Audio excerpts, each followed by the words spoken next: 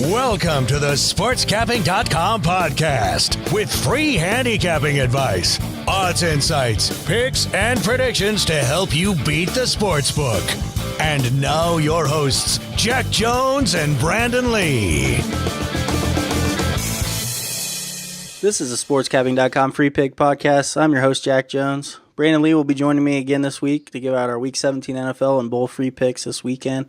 But let's recap how we did last week. We had a great week, went 5-1 combined. I went 2-1. I hit Wake Forest in college football and the Redskins in the NFL. I did lose my 6-point teaser on the Cowboys and Colts as the Colts won the game outright but did not cover the 3-point spread on the teaser line. Brandon went 3-0. He had blowout winners on Army in college football and the Falcons in the NFL. He also won his 10-point teaser on the Ravens, Eagles, and Chiefs. We're now 62, 33, and 3 this season on free picks and teasers, 65.2% winners. We are also 148, 87, and 9 over our last 44 football podcasts over the past 3 seasons. Brandon, nice 3-0 week out of you there.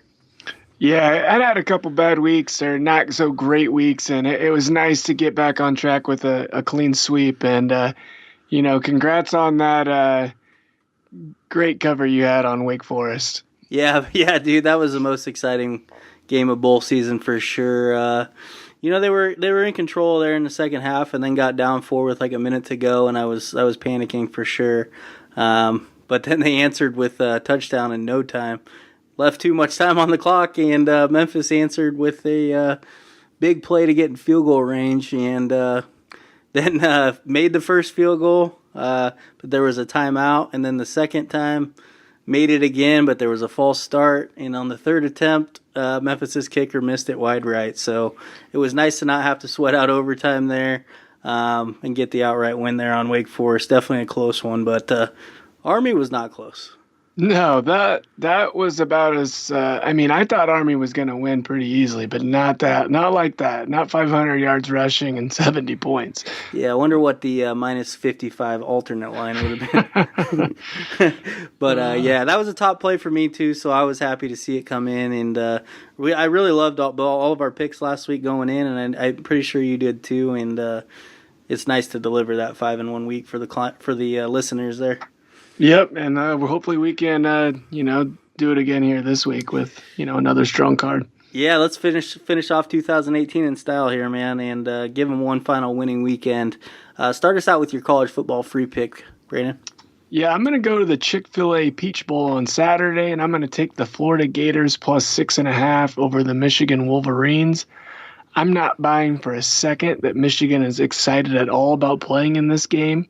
I'm pretty confident that for the most of the Wolverines players and fans that the season ended with that ugly loss to Ohio State in the regular season finale, a defeat that ultimately kept Michigan out of the college football playoffs. No disrespect to the Peach Bowl, which is a great bowl in its own right, but this is a major letdown to what Michigan was expecting and hoping to be playing for this time. And it just so happens that the playoff games are later that night. So it's just really hard for me to see them being excited at all here about this game. And I think it shows just how little it means to these Michigan players. We've already seen 4 starters decide to sit this game out and prepare for the NFL draft, including 2 of their best defensive players in Rashawn Gary and Devin Bush, as well as leading rusher Karan Higdon. Both Gary and Bush are considered top 10 prospects for the 2019 draft, and Higdon is the 5th best running back on the board, according to Todd McShay. On the flip side of this, I think there's a ton of incentive here for Florida to play well.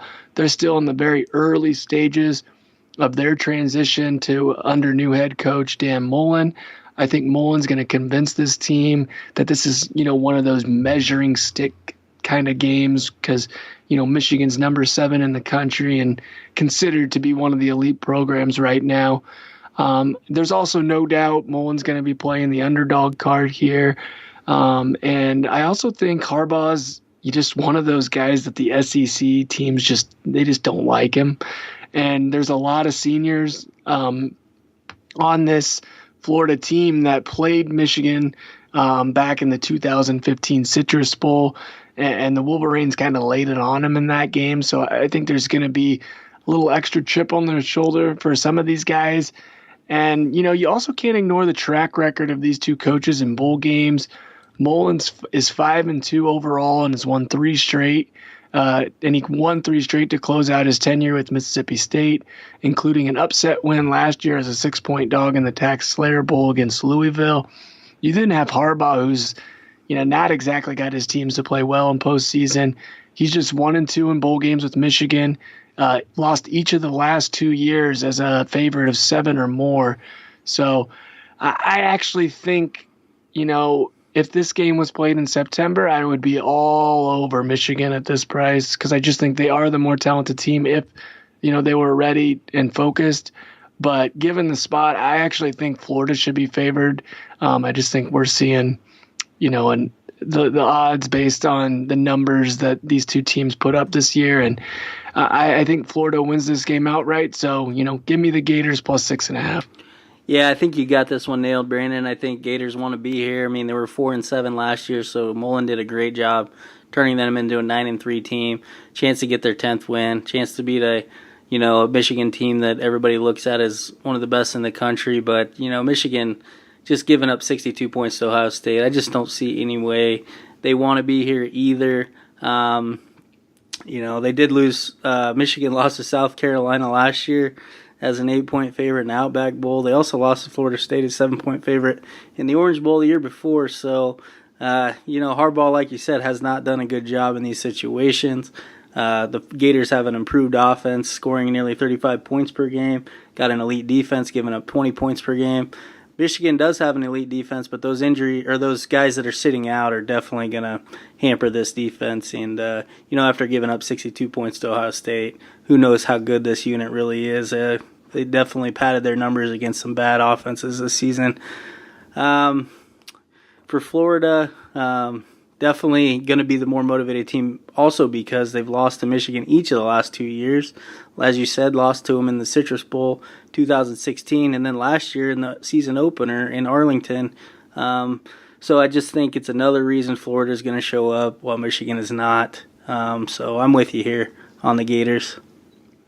Glad to hear it. Yeah, and Harbaugh, one of the reasons I think he does struggle in bowl games is because his teams have such high expectations coming into the year, and he just hasn't been able to get them to that spot. So don't think that if Michigan was in the playoffs, I'd be just instantly fading him because Harbaugh has a bad bowl record. His teams just don't perform well in this spot when they're playing in a lesser bowl than what they anticipated it. And it happens every year because they lose to Ohio State in the last game of the year. It does. So they're just in a... It's just like clockwork, man. Yeah. So I don't see any reason it changes. And, this Florida team's good. I just think even if Michigan did have everybody playing, I would probably still be on Florida. At 6.5 for sure, yeah. Yeah. So the line hasn't moved a whole lot with those guys going out. It's only moved really a point. So, I think they're probably worth more than that. 2 top 10 draft picks and... one of the top running backs in the class. So we shall see, but I think you're right on this one. Nice. Who you taking? I'm going to go with Iowa State +3 against Washington State in the Alamo Bowl on Friday night.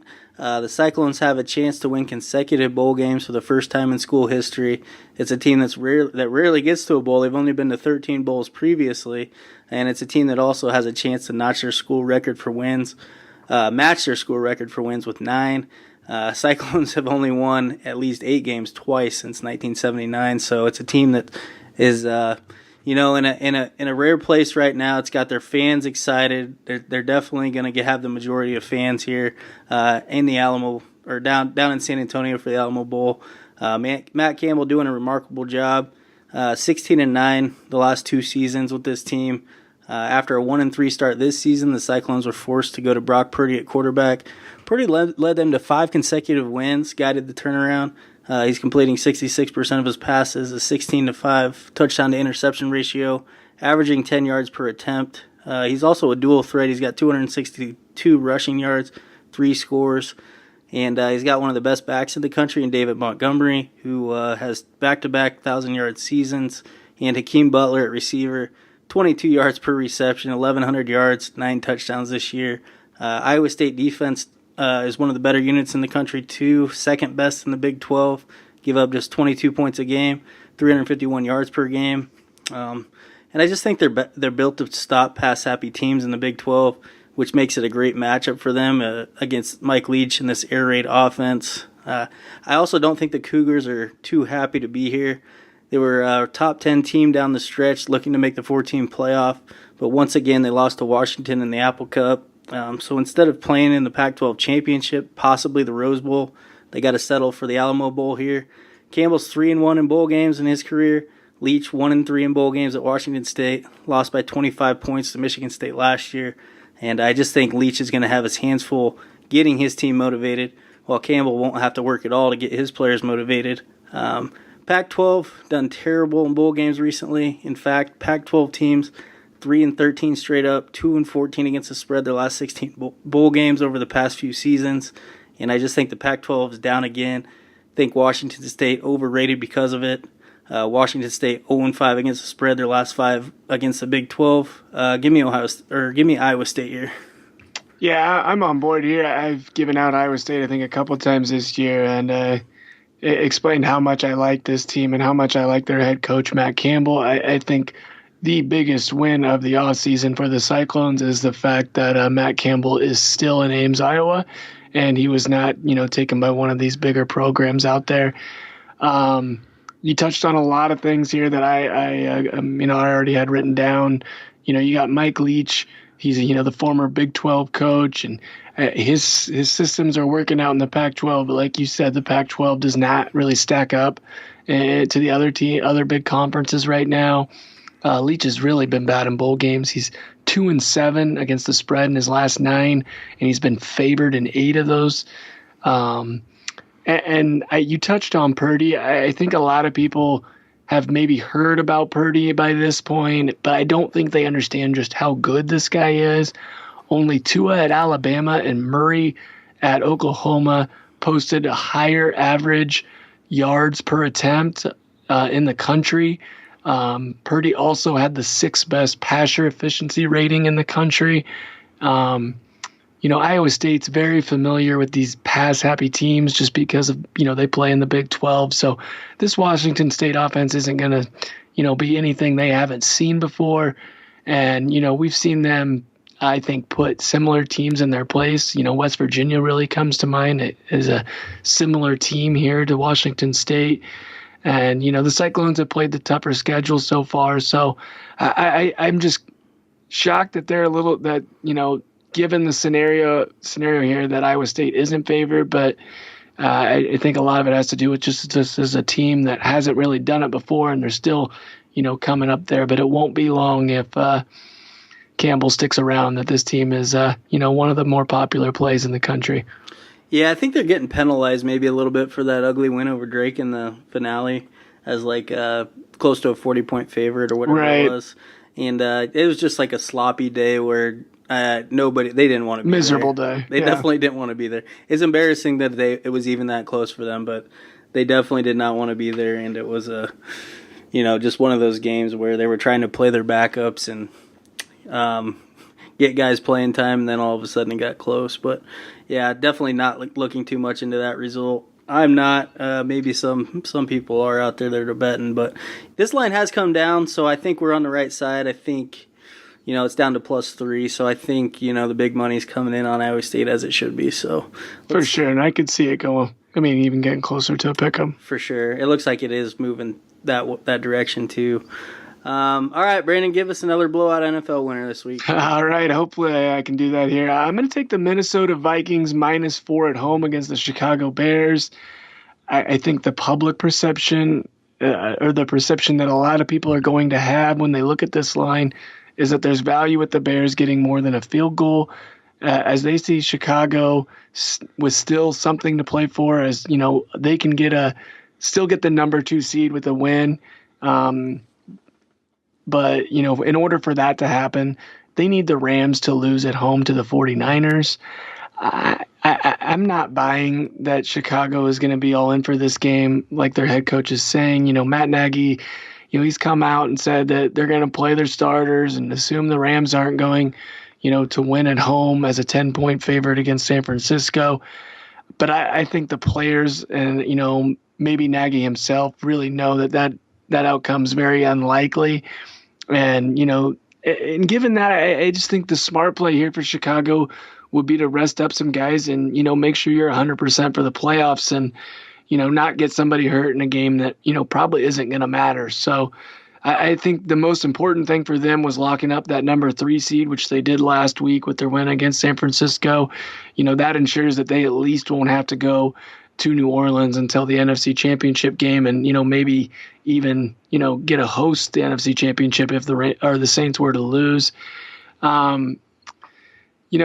I think we could also see a scenario here where maybe Chicago does come to play early on. I don't think it's going to happen, but if they do, and then they go into half and they see the Rams are up by 14 or 20 against San Francisco, I could see Nagy and, starting to pull some guys and, getting, people that are maybe nicked up a little bit off the field and get that extra rest and kind of just throw the towel in on this game. And then, on the other side of this, we have a Vikings team that this game is everything to them. I mean, they basically have to, win here or they're out. I mean, I know the Eagles can still lose and they can get in, but the way Nick Foles is playing and the way they're going, I don't see that happening, especially, given they're playing Washington. And then you got to factor in the scenario of and the atmosphere that's going to happen here at US Bank Stadium on Sunday. I don't think people realize how big a home field edge Minnesota has. Since head coach Mike Zimmer came to Minneapolis, the Vikings have gone 29-11 against the spread at home, including a 23-8 ATS mark as a home favorite. The series has also been dominated by the home team. The home side is 23-9 in the last 32 meetings between these two teams. I think Minnesota not only covers the 4 points here, but I think they win this one going away. Yeah, I think you got this one nailed from a situation perspective. I think it's kind of a free roll here on Minnesota. They're going to be max motivated. You just don't know what you're going to get from the Bears, and you nailed it. Like if the Rams are up big against the Niners at halftime, definitely could pull the starters. I don't know if it'll matter, but it would definitely. It's just kind of a free roll. It could happen. You never know. But yeah, definitely the home team has dominated this series, and I love how good Minnesota is at home. Minnesota's won 6 straight home meetings with Chicago, including the last 3 by an average of over 20 points per game too. So yeah, that was one that stood out for me. And I know this is a lot better Bears team, but I think the short price here with Minnesota is the way to go, knowing what's at stake for them. Yeah, and don't be surprised if the Bears keep this idea that they're playing to win this game, and then see a bunch of guys on the injury report that with some minor injuries that keep them out of this game. Is like someone, for example, Eddie Jackson, he's questionable to play. I'm almost guarantee you he doesn't play this week. Because he's too good and too big of a player for that team to even consider risking him for a game where, like I said, it probably won't matter because the Rams are highly unlikely to lose at home. Yeah, he's a Pro Bowler. I think he's second in the league in interceptions with 7 too. I think he's returned 2 for touchdowns. So that guy's definitely an important part of their defense. For sure. Yep. Yeah, I would be surprised to see him suiting up this week too. I think you're on the right side there, bud. I'm going to go with the Bills minus 3.5 against the Dolphins at Buffalo. You could make your argument that the Bills are playing as well as almost anyone in the NFL here down the stretch. They've outgained their last 7 opponents by a total of 578 yards, or by an average of 83 yards per game. They rank second in the NFL in total defense this season, and they have been competitive ever since Josh Allen returned from injury. Buffalo has shown up every week since, and they'll show up here again in Week 17, especially since they want revenge from their fluky 17-21 loss at Miami on December 2nd in their first meeting. Bills dominated that game, outgained the Dolphins 415 to 175, or by 240 total yards, but they found a way to lose. Dropped a wide-open touchdown pass right at the end that would have won them the game. This time I expect them to dominate the box score and the scoreboard in the rematch in Buffalo. Miami's coming off their dream-crushing loss to the Jaguars last week at home, which followed up a 24-point loss to the Vikings. That loss to the Jaguars officially eliminated them from the playoffs, and now the Dolphins won't even show up this week, in my opinion. It's a warm-weather team, has to go play in the cold in Buffalo. Not going to go well for them. And Miami is one of the most fraudulent 7-win teams I can remember. They're getting outgained by nearly 100 yards per game on the season. Their 7 wins have all come by 8 points or fewer, while 7 of their 8 losses have come by 10 points or more. They've just been lucky in close games this year, but I don't expect this one to be close at all. I'm going to take the Bills this week. Yeah, no disagreement here. I personally will probably stay away just because I'm not a fan of a game, I guess, where neither team has nothing to gain. But I definitely like the idea of fading the Dolphins right now, especially, in Buffalo. I think this might be the last place they want to go play. I think it's expected to be below freezing, and I think there's even a chance for snow. So, and then you factor in Miami's one of the worst road teams there is right now in the NFL. I think they've been outgained in 9 straight games overall, and they're 1-8 against the spread in their last 9 in Week 17. So I definitely think you're on the right side, and I will definitely be rooting you in on this one. Yeah, big home road splits for Miami this year for sure. They have been awful on the road and pretty solid at home. All right, let's move on and give the listeners a couple NFL teaser winners. Give them another 10-point winner this week, Brandon. Yeah, I'm going to do a 3-teamer again here, 10 points. I would take the Rams from -10 to a pick at home against the 49ers. I think that one speaks for itself. Chiefs -13.5 at home to -3.5 versus the Raiders. I just don't see Kansas City losing that game, and I don't see them losing it or winning by less than a touchdown. And lastly, I'm going to take the Texans from -6.5 up to +3.5 at home against the Jaguars. I don't see Houston losing here, but Jacksonville does have a good defense, and if for any reason something were to go wrong here for the Texans, I think Jacksonville, maybe wins by a field goal or a point or two. So I think these are all 3 pretty easy, and it should all come in for us. Yeah, I figure all 3 of those teams win their games as they all have a lot to play for, and they're all at home here, so I like that one. I'm going to go with a 6-point teaser this week. I'm going to take the Ravens -0.5, the Eagles -0.5. The Ravens can clinch the AFC North with a win at home over the Browns this week.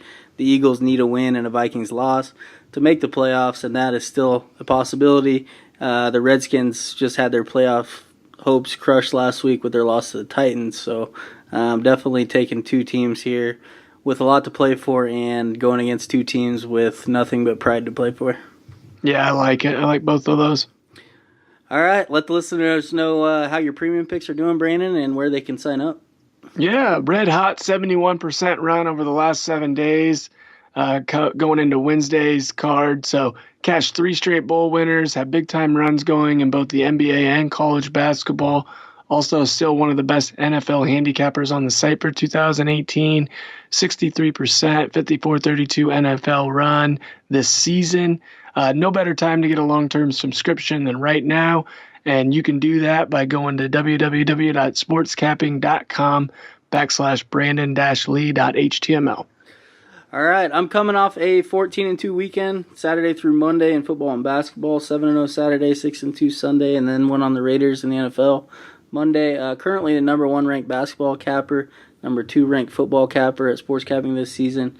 Bet $1,000 a game on my football and basketball picks alone. You'd be up over $80,000 this year. Been a great season, definitely a tremendous 16 months too.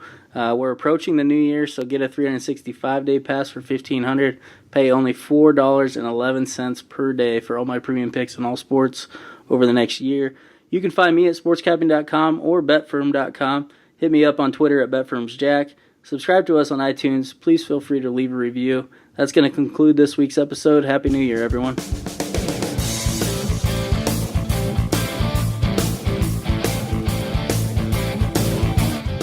Thanks for listening to the SportsCapping.com podcast. For more free picks and predictions, be sure to visit us at SportsCapping.com.